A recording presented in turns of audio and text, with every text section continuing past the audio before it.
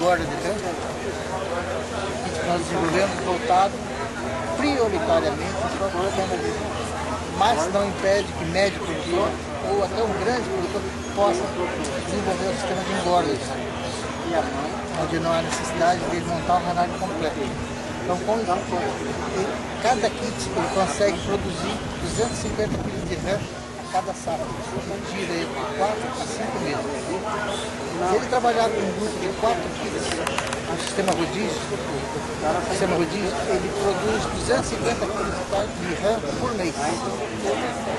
E a coisa é só multiplicar. Trabalhar com 8 kits, você vai produzir 500 kg de rã por mês. Então nós já estamos falando já do médio, do pouco grande. O tempo de manejo é muito pequeno, então é de 40 minutos por dia. Você produz 250 kg. E sem contar o custo, né? Com o retorno é imediato, curto prazo, imediato, sim, curto prazo. Já na primeira safra ele tem o retorno do investimento e já tem o primeiro lucro.